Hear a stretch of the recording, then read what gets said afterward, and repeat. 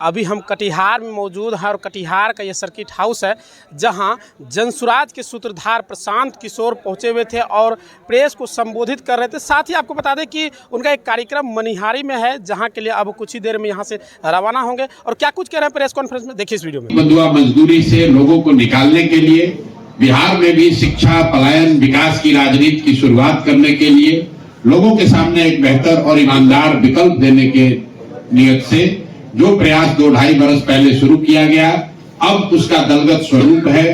पूरे राज्य में उस दल का संगठन है और हम लोगों ने घोषणा की है कि आने वाले विधानसभा चुनाव में पूरे के पूरे 243 सीटों पर जनसुराज अपने दम पर अपने साथियों के साथ मिलकर चुनाव लड़ेगा, जनता के सामने एक ईमानदार और सशक्त विकल्प रखेगा ताकि लोग मजबूरी में जानते समझते हुए भी गलत व्यक्ति को वोट देने की जो उनकी परंपरा रही है उससे बाहर निकल सके और बिहार में भी शिक्षा और रोजगार की बात हो, एक नया राजनीति की शुरुआत हो। इस नियत से इस चीज को शुरू किया गया है और उसी के तहत मैं आज यहाँ कटिहार में आया हूँ। मनिहारी मेरी सभा है। कल हम लोग पूर्णिया और अररिया में थे। मनमनखी में मेरी एक सभा थी, अररिया में इफ्तार था और उसके बाद पूर्णिया शहर में प्रबुद्ध लोगों के साथ एक बैठक थी। आज मैं यहाँ अभी प्रेस करूंगा और इसके बाद हम लोग मनिहारी में एक जनसभा करेंगे और आने वाले कुछ समय में मैं अपना लंबा समय कम से कम 2 हफ्ते या 1 महीना सीमांचल के 4-5 जिलों में जनसुराज को मजबूत करने के लिए अपना पूरा समय लगाऊंगा। उसी की प्रक्रिया, उसी की तैयारी के तहत मैं यहाँ पर आया हूँ। अब आपके जो सवाल हैं उन सवालों का स्वागत है। बहुत बहुत धन्यवाद। देश के महत्वपूर्ण रणनीतिकार माने जाते हैं आप, आपकी प्रसिद्धि रही है। कई राजनीतिक पार्टियों को आपने जिताने का काम किया, सरकार बनाने का काम किया। अब जबकि जनसुराज बिहार विधानसभा 2025 में दमखम के साथ मैदान में है, अगर आपकी पार्टी को बहुमत मिलता है तो आप यूपीए गठबंधन में जाएंगे या एनडीए गठबंधन में जाएंगे? भाई, जब हमको बहुमत मिलेगा तो हम किसी गठबंधन में क्यों जाएंगे? शायद आप ये पूछना चाह रहे हैं कि अगर बहुमत नहीं मिला तो कहां जाएंगे? तो बहुमत नहीं मिला तो हम लोग विपक्ष में बैठेंगे। हम लोग सवाल ही नहीं है, न चुनाव से पहले, न चुनाव के बाद, न 2025 में, न 2029 में।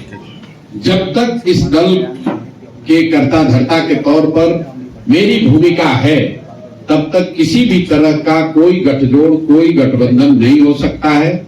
जिस ईमानदारी और शुद्धता की बात कहकर इस प्रयास को हमने शुरू किया है, वो उस प्रयास के ईमानदारी और शुद्धता में कभी कोई कॉम्प्रोमाइज हो नहीं सकता है। और ये बात आप समझिए कि जनसुराज बनाकर राजनीति करने की जो हम लोग की मंशा है, इसका उद्देश्य एमएलए बनना नहीं है।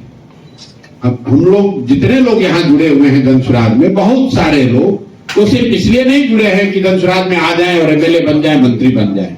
इसमें बहुतेरे लोग ऐसे हैं जिन्होंने जीवन में बहुत कुछ हासिल किया है। जो मंत्री और विधायक हासिल कर सकते हैं उससे बहुत ज्यादा जीवन में हासिल भगवान की दया से किया हुआ है। हम लोग आकर वापस इसलिए यहाँ ये शुरू किए हैं कि बिहार में एक नई राजनीतिक व्यवस्था को बनाया जाए, बिहार की मिट्टी का कर्ज है उसको अदा किया जाए।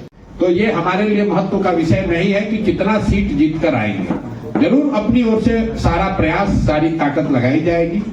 जनता को अगर बात समझ में आए, जनता ने आशीर्वाद दिया तो जो जनसुराज की परिकल्पना है उसके आधार पर नई व्यवस्था का निर्माण होते आप देखेंगे बिहार में।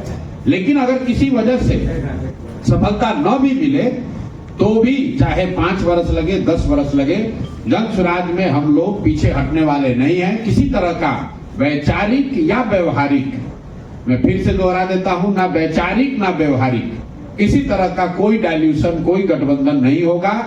शुद्धता और ईमानदारी इसकी मूलधन हम लोग का वही है और उसको हम लोग खोकर आगे राजनीति नहीं करना चाहते हैं। इसलिए जनसुराज अपने दम पर ही चुनाव लड़ेगा, अपने विचार, अपने प्रयास के आधार पर चुनाव लड़ेगा और हम लोग को विश्वास है कि बिहार की जनता जो 30-35 साल से विकल्प ढूंढ रही थी उसको जनसुराज में वो नया विकल्प दिखेगा। सर, नीतीश कुमार ने फिर बोला है कि आप पलटी नहीं मारेंगे और अमित शाह भी आ रहे हैं आज, तो क्या कहना चाहेंगे इस पे आप? तो नीतीश कुमार पलटी नहीं मारेंगे ये कोई नया बयान तो है नहीं, तो हर 6 महीना पर ये बयान देते हैं और फिर पलट जाते हैं, फिर कहते हैं कि नहीं पलटेंगे। नीतीश कुमार पलटी मार हैं ये खबर नहीं है। खबर ये है या विचार योग्य बात ये है कि क्या नीतीश कुमार अकेले पलटी मार हैं कि राजद और भाजपा वाले भी बिहार में पलटी मार हैं। नीतीश कुमार पलटी इसलिए मार पा रहे हैं क्योंकि दूसरे दल भी उनके साथ पलटी मारने को तैयार है। आपको याद होगा जब पिछली बार नीतीश कुमार महागठबंधन में गए थे तो जिस अमित शाह की आप बात कर रहे हैं, यही अमित शाह आकर कहे थे कि नीतीश कुमार के लिए अब दरवाजे बंद हैं। तो जो मजाक में लोग कहते हैं कि अमित शाह दरवाजा तो बंद किए थे, शायद छिटकिनी लगाना भूल गए थे। फिर नीतीश कुमार के साथ गलबैयां कर रहे हैं। जो तेजस्वी यादव चिल्ला चिल्लाकर 2 साल तक नीतीश कुमार को पलटू चाचा कह रहे थे, जब नीतीश कुमार पलटकर उनके पास गए तो उनको फिर वो विकास पुरुष बताने लगे। तो ये पलटी मार राजनीति से बिहार का जो नुकसान हुआ है उससे निकलने का एकमात्र तरीका है जनसुराज। और अमित शाह बिहार आ रहे हैं ये कोई खबर थोड़ी ना है। अब खबर ये है कि आगे चुनाव है नवंबर में, तो अभी से लेकर नवंबर तक अमित शाह और मोदी जी को बिहार ही दिखेगा। बिहार की चिंता सताएगी, सारे केंद्र की योजनाओं की घोषणा बिहार से होगी। बिहार में विक्रमशिला और नालंदा भी कभी था, इसकी चर्चा होगी। बिहार के गौरवशाली इतिहास की चर्चा लोग करेंगे, लेकिन ये नहीं बताएंगे कि पिछले 14-15 साल में दिल्ली में रहते हुए आपने बिहार के लोगों के पढ़ाई के लिए, रोजगार के लिए क्या किया। ये नहीं बताएंगे कि सूरत में, गुजरात में जो 5 लाख बच्चे बिहार के मजदूरी कर रहे हैं वो कब आकर बिहार में अपने लिए रोजी रोजगार ढूंढ पाएंगे। तो ये कोई नई बात नहीं है। जहां ये पिछले 10 साल से हम लोग देख रहे हैं, मोदी शाह जहां चुनाव होता है वहीं पर ये लोग कैंप करते हैं, वहीं पर आते हैं। अब जैसे बिहार में चुनाव खत्म होगा तो इनको बंगाल और तमिलनाडु दिखने लगेगा। फिर चुनाव खत्म होने के बाद मोदी जी नहीं दिखेंगे, लेकिन अभी चुनाव है तो मोदी जी और शाह उनको यही दिखना है, बिहार ही आना, इसमें नई बात क्या है। सर एक सवाल है कि संशोधन बिल को लेकर जदयू गठबंधन और कांग्रेस आरजेडी गठबंधन दोनों में से किसी एक को चुनना हो तो आप किसे चुनेंगे? किसी को नहीं चुनेंगे। मैंने आपको बता दिया कि भाई बिहार में 243 सीट है, हम लोग 243 सीट लड़ रहे हैं। तो आप बताइए कि किसके साथ गठबंधन हो सकता है? सीट तो बढ़ नहीं सकता है। तो जब हम सीट छोड़ने को तैयार ही नहीं हैं तो कैसे गठबंधन होगा? आपने कहा चुनाव के बाद क्या कीजिएगा, तो चुनाव के बाद हमारा पूरा विश्वास है कि जनसुराज को अपने दम पर बहुमत मिलेगा। आप कहिएगा नहीं मिलेगा, मैं कह रहा हूं अगर नहीं भी मिलेगा तो विपक्ष में बैठेंगे, क्या दिक्कत? हमें हड़बड़ी नहीं है, हमें कोई घबराहट नहीं है। तो आपको क्यों घबराहट है? हम 2-2.5 बरस से पैदल चल रहे हैं। लोग आकर यही कहते हैं कि भैया आपसे बहुत उम्मीद है, आप पर भरोसा है। अगर उस भरोसे, उस उम्मीद को हम तोड़ देंगे तो जनसुराज के पास, प्रशांत किशोर के पास बचेगा क्या? सर आपके बारे में जो कहा जाता है कि जनसुराज को बहुत फंडिंग होती है, बहुत सारी बातें राजनीतिक पार्टियों ने उठाया, तो अगर फंडिंग हो रही है तो वो फंडिंग के बारे में थोड़ा पारदर्शिता उसमें बताएं। दूसरा ये कि क्या यही वजह है कि आपके यहाँ ईडी सीबीआई का रेड नहीं हो रहा, इसीलिए विपक्षी पार्टियां कहती है कि आप भाजपा की बी टीम है? पहली बात जो आपने दूसरा सवाल पूछा कि सोनिया गांधी पर ईडी सीबीआई का रेड हुआ है, क्या सोनिया गांधी पर ईडी सीबीआई का रेड हुआ है? कांग्रेस के और मेरी बात सुन लो भाई। आपका अगर तर्क ये है कि जिस पर भी ईडी सीबीआई का रेड न हो वो भाजपा का बी टीम है, तब तो सोनिया गांधी पर भी ईडी सीबीआई का रेड नहीं हुआ है। प्रियंका गांधी, राहुल गांधी के घर पर भी छापा नहीं पड़ा है, तो क्या भाजपा की बी टीम है? भाजपा की बी टीम है, ये कौन कह रहा है? ये राजद वाले कह रहे हैं। स्वाभाविक है, उनका वोट खिसक रहा है। जो मुसलमानों को भाजपा का डर दिखाकर पिछले 30-35 साल से राजद वाले उनका शोषण कर रहे हैं, अब उनको ये डर सता रहा है कि हमारे लालटेन में जिन मुसलमानों की खून पसीने को किरासन तेल बनाकर आप जला रहे हैं, अपने घर में रोशनी कर रहे हैं, वो मुसलमानों को, उन साथियों को आज एक नया विकल्प जनसुराज में मिल गया है। मैं ये नहीं कह रहा हूं कि सारा मुसलमान जनसुराज में आ गया है, लेकिन मुसलमानों के सामने एक विकल्प, एक रास्ता खुल गया है। अब इसको रोकने के लिए राजद के पास कुछ कहने के लिए है नहीं। राजद के लोग ये तो कह नहीं सकते हैं कि हम लोगों ने मुसलमानों के लिए, विकास के लिए क्या किया। वो तो ये नहीं कह सकते हैं कि हमने उनके बच्चों को पढ़ाने के लिए, उनके रोजगार के लिए क्या किया। ये नहीं कह सकते हैं कि हमने मुसलमानों को राजनीतिक हिस्सेदारी, भागीदारी दी। तो अब उन मुसलमानों को दिग्भ्रमित करने के लिए वो क्या कहेंगे? यही कहेंगे कि भैया उधर मत जाओ, जैसे भाजपा से डरा रहे थे वैसे जनसुराज से डरा रहे। मुसलमान क्यों डरे उनसे? अगर आप जो कह रहे हैं कि ये भाजपा की बी टीम है, तो मुसलमानों को इसका जजमेंट करने दीजिए। जब मुसलमानों पर सबसे बड़ा संकट आया सीए एनआरसी का, तो तेजस्वी यादव गए थे लड़ने, कि राहुल गांधी गए थे, कि अखिलेश यादव गए थे? कौन गया था? सीए एनआरसी की लड़ाई इसी प्रशांत किशोर ने ममता बनर्जी के साथ मिलकर बंगाल में लड़ी थी। आज जिस नीतीश कुमार की आप बात कर रहे हैं, ये सीए एनआरसी कानून बनाने के पक्ष में इस आदमी ने वोट किया था। जैसे आज वक्फ का कानून बनाने के पक्ष में नीतीश कुमार वोट कर रहे हैं, उसी तरह सीए एनआरसी के पक्ष में भी इन्होंने वोट किया था।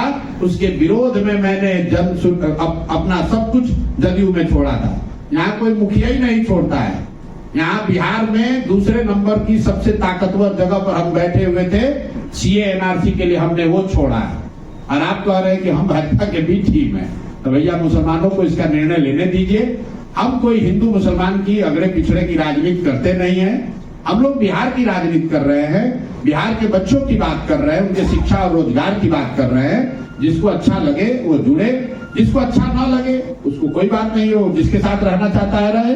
सड़क पर नमाज को लेकर राजनीति हो रही है सर, क्या कहाँ पर राजनीति हो रही है? सड़क पर नमाज पर उत्तर प्रदेश में हो रही है। हम लोग कटिहार में बैठे हैं। उत्तर प्रदेश में किस तरह की सरकार है, योगी जी किस तरह की सरकार चलाते हैं, वो उनकी पूरी राजनीति हिंदू मुस्लिम के आधार पर है। योगी जी की सरकार ही इसी पर चलती है कि मुसलमानों को डराओ, हिंदुओं को लड़ाओ। तो स्वाभाविक है कि ये तो काम करेंगे ही करेंगे, इसमें नई बात क्या है। लेकिन उत्तर प्रदेश और बिहार में फर्क है, और यहाँ पर ये चीज कभी स्वीकार्य नहीं हो सकती है। यहाँ पर लंबे समय से हिंदू मुसलमान साथ में रहते आए हैं, और मैं नहीं समझता हूँ कि यूपी की तरह बिहार में पोलराइजेशन धर्म के आधार पर किया जा सकता है। यहाँ सिर्फ धर्म के नाम पर कुछ लोग मुसलमानों को डरा सकते हैं, लेकिन यहाँ पर हिंदू मुस्लिम पोलराइजेशन यहाँ के इतिहास में, यहाँ की जमीन में अभी तक नहीं रहा है। और हम लोग की कामना है, ऐसी इच्छा है कि आगे भी न रहे, बिहार बिहार बना रहे, यूपी न बने। कटिहार खासकर जुट भी रहा है और मखाना उत्पादक क्षेत्र रहा है। संशोधन बिल पर हिमाचल के इलाके में है, संशोधन बिल को लेकर बड़ी चर्चा, आप किस तरह से? नहीं, बिल्कुल वक्फ को लेकर दो बातें हम लोगों ने कही। पहला तो जनसुराज बिल्कुल इसके खिलाफ है। क्यों खिलाफ है ये समझिए। वक्फ का कानून ठीक है खराब है वो अलग बात है। हम लोग इसलिए खिलाफ हैं कि हम लोग का ऐसा मानना है कि जब देश बनाते समय समाज के जिन वर्गों के साथ जो वादे किए गए, वो आपके हमारे पुरखों ने वो वादे किए हैं। इस देश के फाउंडिंग फादर्स ने वो वादे किए। अगर उन्होंने कहा कि देश सेकुलर रहेगा, तो आपके हमारी ये जिम्मेवारी है कि उन वादों के प्रति हम ईमानदार रहें, वादा खिलाफी न करें। अगर संविधान में जो बात कही गई है उसमें कोई परिवर्तन आप लाना चाहते हैं, तो जिस वर्ग को वो परिवर्तन प्रभावित करेगा, उस वर्ग को जब तक आप कॉन्फिडेंस में नहीं लेंगे तब तक वो मान्य नहीं होगा। आप मुसलमानों की बात छोड़िए, किसानों के लिए मोदी जी ने एक कानून बनाया, किसान उससे सहमत नहीं हुए, तो क्या पूरे देश में उसका विरोध नहीं हुआ? क्या किसानों पर बनाए गए कानून को उनको वापस नहीं लेना पड़ा? इसलिए हम लोग वक्फ के खिलाफ में हैं, क्योंकि ये वादा खिलाफी है। उन मुसलमान भाइयों के साथ वादा खिलाफी है जिनको देश के बनते समय ये वादा किया गया कि भाई आपके इन चीजों के साथ छेड़छाड़ नहीं की जाएगी या देश सेकुलर बना रहेगा। तो हम लोग हर परिवार में भी कहते हैं कि अपने बाप दादा के कहे हुए बात का सम्मान करना, ये सनातन धर्म की रिवायत है, मुसलमानों की तो कोई बात ही नहीं है इसमें। और जो कानून बन रहा है, भाजपा वाले तो दोषी है ही, ये तो हिंदू मुसलमान करते ही हैं, मुसलमानों को डराने का प्रयास करते हैं। लेकिन इसका बड़ा दोष नीतीश कुमार के सर पर भी है, क्योंकि आज अगर नीतीश कुमार वक्फ के पक्ष में न खड़े हो, उसके लिए वोट न करें, तो ये कानून नहीं बन सकता है। क्योंकि दिल्ली की सरकार उनकी मेजॉरिटी नहीं है। इनके सांसद जो बिहार से जीत कर गए हैं, अगर ये लोग वक्फ के पक्ष में वोट न दें तो किसी भी हालत में कानून नहीं बन सकता है। इसलिए नीतीश कुमार जी से, उनके दल के लोगों से मेरा आग्रह है कि अभी से भी जगिए। अगर आप जेपी और लोहिया की बात करते हैं, गांधी का चित्र लगाकर राजनीति करने का दावा करते हैं, तो गांधी के बताए हुए मार्ग पर चलिए, गलत बात मत कीजिए, वादा खिलाफी मत कीजिए। भाजपा को भले मुसलमानों ने न बनाया हो, लेकिन नीतीश कुमार को मुसलमानों ने बनाया है। जहां पर आज नीतीश कुमार बैठे हुए हैं, 2015 में जब इनकी बुरी तरह हार हो गई थी, मेरी मदद से चुनाव लड़ रहे थे, तब अगर मुसलमानों ने, बिहार के मुसलमानों ने नीतीश कुमार के पक्ष में, महागठबंधन के पक्ष में वोट नहीं किया होता तो आज नीतीश कुमार कहीं नहीं रहते। तो जिन मुसलमानों ने आपके लिए लाठी खाई, लाइन में लगे, आपको मुख्यमंत्री बनाया, भाजपा के खिलाफ लड़ाई में आपकी मदद की, उनके खिलाफ इस तरह का कानून बनने में आप सहयोग न करें, ऐसा मेरा आपसे आग्रह है। और सारे जो मुस्लिम साथी आज जदयू से जुड़े हुए हैं, उनसे मैं कहूंगा कि आप लोग अभी से भी मुख्यमंत्री को ये लिख कर दीजिए कि वो वक्फ के पक्ष में मतदान न करें, और अगर वो करेंगे तो सारे मुस्लिम साथियों को जदयू छोड़ देना चाहिए, ताकि नीतीश कुमार को भी सबक मिले कि अगर वो वादा खिलाफी करेंगे, पीठ में छुरा घोंपेंगे, तो उस समाज का कोई आदमी उनके साथ खड़ा नहीं होगा, चाहे वो मुसलमान हो या बिहार का युवा हो।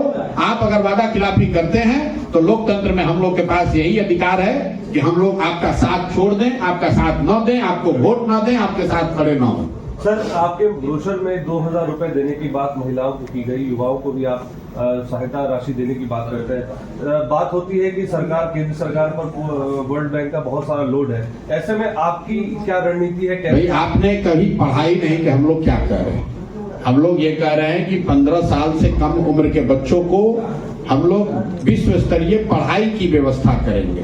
हम लोग कोई फ्री में कुछ देने की बात नहीं कर रहे हैं। दूसरी बात हम लोग कह रहे हैं कि 15 साल से 50 साल के उम्र के लोगों को हम लोग बैंकों के माध्यम से पूंजी की व्यवस्था करेंगे, और सब्सिडाइज रेट पर, सरकारी गारंटी पर 4% ब्याज पर लोगों को पूंजी उपलब्ध कराएंगे, ताकि लोग रोजी रोजगार कर सके। उनको भी कुछ फ्री में नहीं दे रहे हैं। सिर्फ और सिर्फ 60 साल से ज्यादा उम्र के लोग, महिला पुरुष या दिव्यांग और जो विधवा हैं, जो लोग वापस जाकर अब पढ़ाई नहीं कर सकते हैं, रोजी रोजगार नहीं कर सकते हैं, उनको हम लोग 400 रुपया जो पेंशन मिलता है उसको बढ़ाकर 2000 रुपए करने की बात कर रहे हैं। तो बिहार के, एक मिनट जी, बिहार का बजट है 3 लाख करोड़ रुपया। अगर उसमें से 60 वर्ष से ज्यादा उम्र के महिला पुरुष को 2000 रुपया महीना दिया जाए तो वो करीब करीब 3% राशि होती है। तो हम लोग की अपनी सोच ये है कि 3 लाख करोड़ रुपए के बजट में बिहार के वृद्ध लोगों का या असहाय लोगों के लिए 3% राशि अगर खर्च की जा रही है तो वो गलत नहीं है। बाकी हम लोग फ्री में सब कुछ दे देंगे, इसके खिलाफ हैं। ये राजद नहीं है। राजद वालों ने कहा कि हम 2500 रुपया दे देंगे। आप लोग सब पत्रकार हैं, आपके पास मोबाइल फोन है, मोबाइल फोन में कैलकुलेटर है, जरा आप जोड़िए। बिहार में 6 करोड़ महिलाएं रहती हैं। अगर आप हर महिला को 2500 रुपया महीना देंगे तो साल भर में करीब करीब 1,55,000 करोड़ रुपया खर्च आएगा।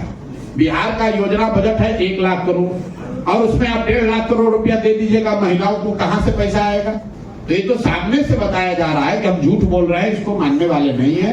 जैसे उन्होंने वादा किया पिछली बार कि हम 10 लाख लोगों को नौकरी दे देंगे, उसी तरह कह रहे हम सबको 2500 रुपया दे देंगे। ये तो जनता के सामने है। मूर्ख से मूर्ख व्यक्ति भी ये समझ सकता है कि झूठ बोला जा रहा है। देश में बिहार की बात छोड़िए, दिल्ली और गोवा को छोड़ दीजिएगा, 1-2 और छोटे राज्यों को, तो कोई राज्य ऐसा नहीं है जो अपने दम पर 2500 रुपया या 2000 रुपया समाज में हर व्यक्ति को, हर महिला या पुरुष को दे सके। ये संभव नहीं है। ये कोई अगर कह रहा है तो सिरे से आपको टोपी पहना रहा है, या वो खुद मूर्ख है या पूरे समाज को मूर्ख बनाने की कोशिश कर रहा है। सर, बिहार में शराबबंदी कानून लागू है। जब शराबबंदी कानून को कैसे देखती है? अगर आपकी सरकार बनती है उसमें संशोधन होगा या ये कानून जारी रहेगा? आपने कहा कि बिहार में शराबबंदी लागू है। मैं कह रहा हूं कि बिहार में शराबबंदी लागू नहीं है। बिहार में शराबबंदी का कानून लागू है। शराबबंदी का कानून जो है, इसने सिर्फ शराब की दुकानों को बंद किया है। शराबबंदी कहाँ है? शराब तो हर घर में बिक रही है। हम लोग कह रहे हैं, और इससे बिहार की गरीब जनता का 15 से 20 हजार करोड़ रुपया का नुकसान हो रहा है। और समाज के सब, और ये पैसा जा कहाँ रहा है? ये पैसा जा रहा है भ्रष्ट अधिकारियों के पास, शराब माफिया के पास, नेताओं के पास। और जिन महिलाओं के नाम पर इसको बनाया गया है, सबसे ज्यादा कष्ट भी उन्हीं महिलाओं को है। आज शराबबंदी कानून के तहत 1 लाख से ज्यादा गरीब, पिछड़े, वंचित, मुसलमान, दलित समाज के लोग जेलों में हैं। उन घर के महिलाओं की स्थिति जाकर देखिए क्या हो रही है। जितने पैसे वाले लोग हैं वो कोई शराबबंदी में जेल में नहीं है। 1 लाख से ज्यादा लोग जेल में हैं। कौन लोग हैं ये? उन घरों की महिलाओं की स्थिति क्या हो रही है? जो लाखों लोग जहरीली शराब पीकर जिनका लीवर खराब हो रहा है, गरीब लोगों का, हजारों लोग जिनकी मृत्यु हो गई, उनकी चिंता कौन करेगा? इसीलिए जनसुराज ने कहा कि ये ढकोसलाबाजी नहीं चलेगा। शराबबंदी अगर जनसुराज की सरकार बनती है तो 1 घंटे में हटा लिया जाएगा। आप देखिए कितना बड़ा धोखा हो रहा है बिहार के साथ। आप लोग सब पत्रकार हैं, भाजपा के नेताओं से जरा आप लोग पूछिए कि भाई अगर शराबबंदी इतना ही अच्छा है तो ये बढ़िया वाला मिठाई खाली बिहार को ही क्यों खिलाया जा रहा है? यूपी में भी लागू कर दीजिए। देश में मोदी जी की सरकार है, पूरे देश में लागू कर दो शराबबंदी। क्या देश की महिलाओं का एम्पावरमेंट नहीं होना चाहिए?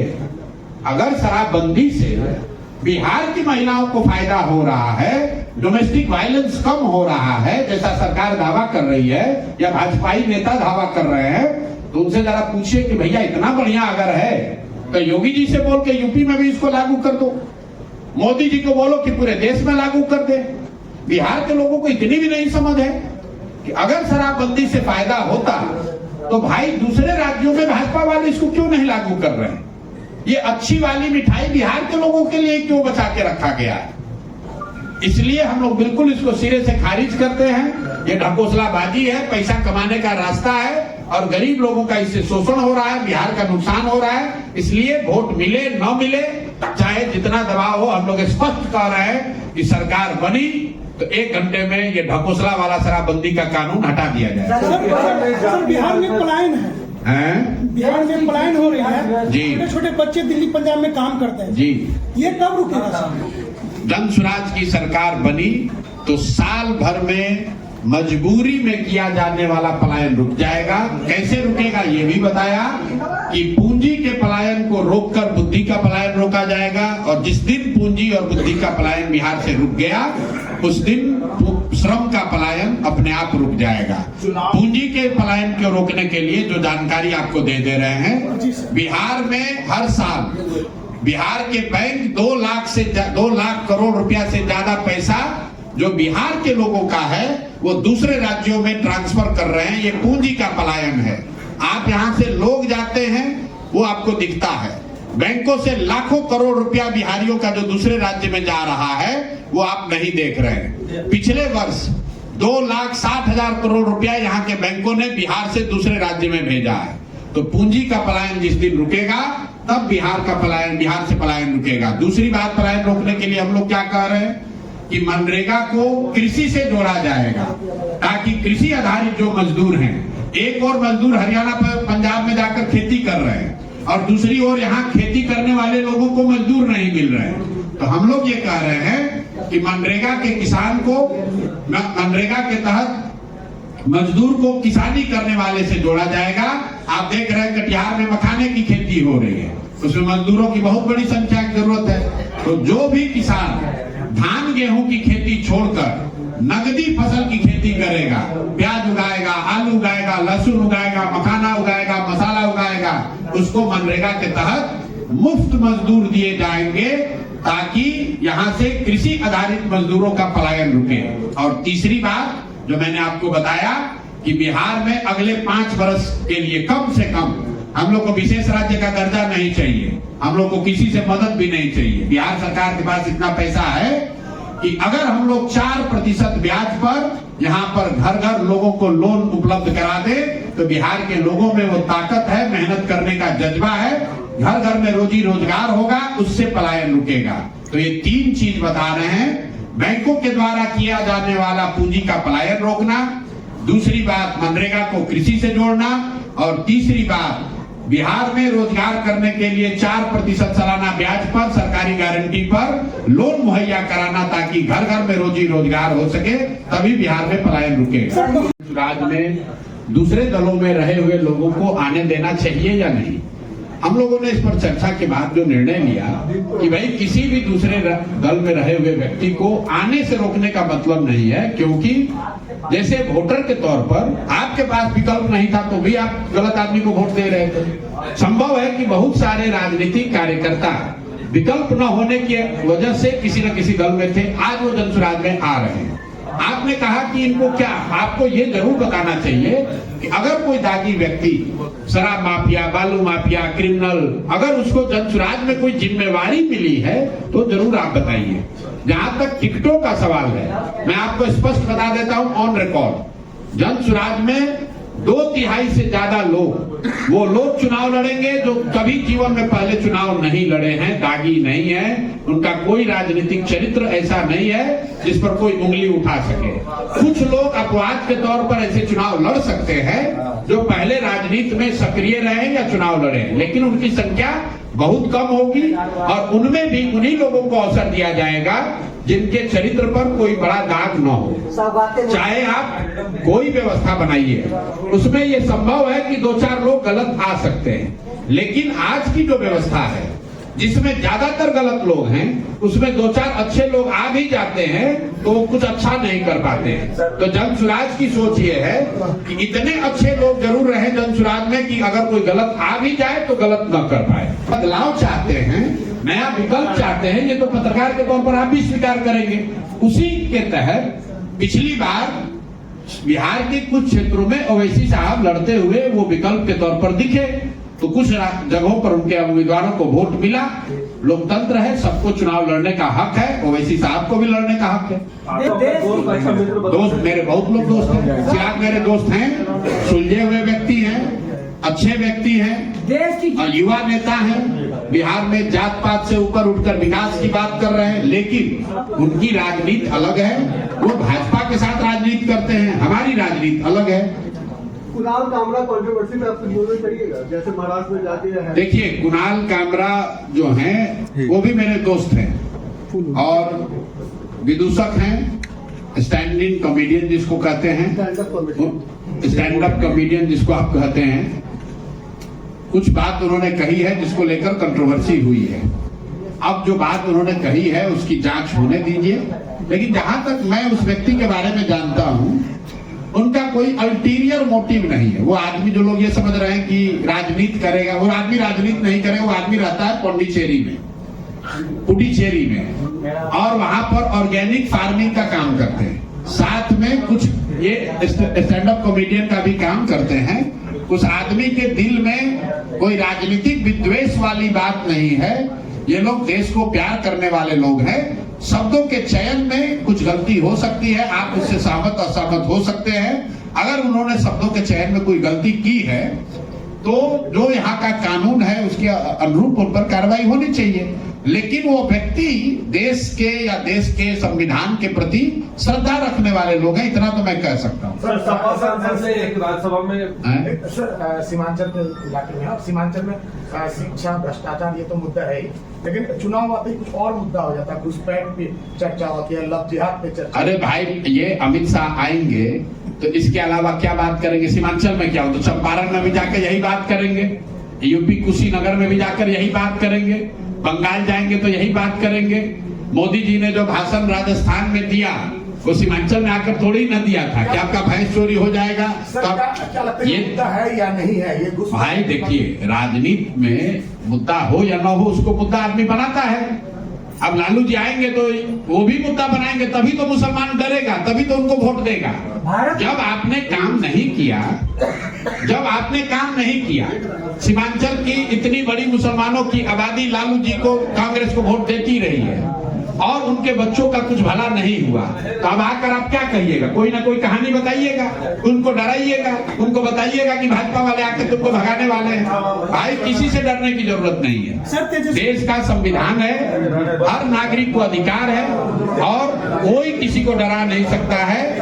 हर व्यक्ति को अपने बच्चों के भविष्य के लिए जो सही लगे उसको चुनना चाहिए, उसको आगे वोट देना चाहिए, उसके साथ खड़ा होना चाहिए। बहुत बहुत धन्यवाद भैया, हो गया।